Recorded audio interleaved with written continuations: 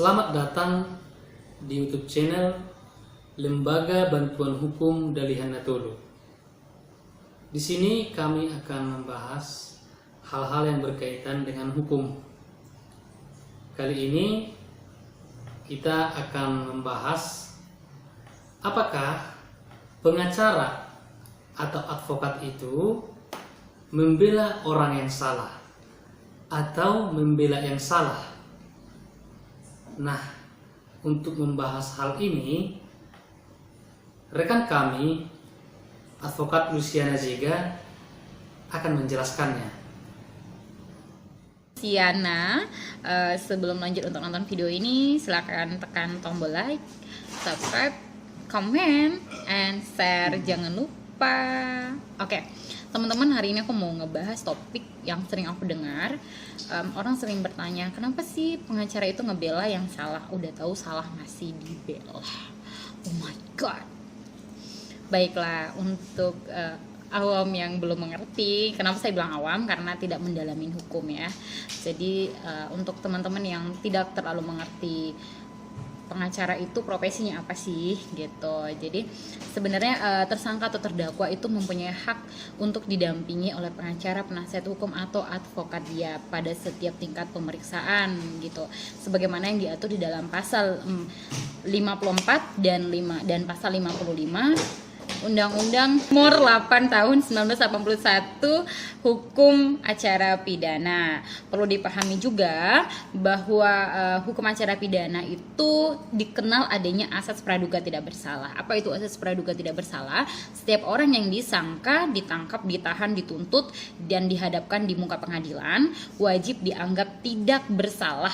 Ya, wajib dianggap tidak bersalah sebelum adanya putusan pengadilan. Jadi perlu digarisbawahi, wajib dianggap tidak bersalah sebelum adanya putusan pengadilan. Jadi seseorang bersalah itu apabila sudah, kalau bahasa sederhananya, hakim ketok palu, dia sudah bersalah, maka dia akan dinyatakan bersalah. Tapi selama proses persidangan berlangsung dan dia belum ada kekuatan hukum yang tetap, maka dia belum dianggap bersalah. Untuk itu dia mempunyai hak untuk didampingi pengacara, penasihat atau advokat dia gitu. Nah, jadi apakah semata-mata kita setelah tahu nih klien kita bersalah, semata-mata kita itu membela yang salah gitu. Jadi pengertiannya bukan seperti itu. Jadi kita sebagai advokat tetap menjadi penasehat hukum daripada terdakwa atau tersangka atau klien kita di muka pengadilan adalah hak porsinya untuk melindungi haknya, untuk melindungi hak-haknya gitu. Jadi ada hak-hak setiap orang yang sama di hadapan hukum. Ya, kita sebagai pengacara, advokat atau penasihat hukumnya adalah berwenang atau mempunyai kompetensi untuk melindungi hak-hak daripada klien kita. Jadi bukan pengertiannya dia bersalah terus kita bela gitu, bukan ya. Jadi sudah dapat dipahami bahwa setiap orang mempunyai hak untuk didampingi oleh advokat, penasihat hukum atau lawyernya. Kemudian seseorang dinyatakan bersalah apabila dia sudah mendapat kekuatan hukum yang tetap atau putusan dari pengadilan.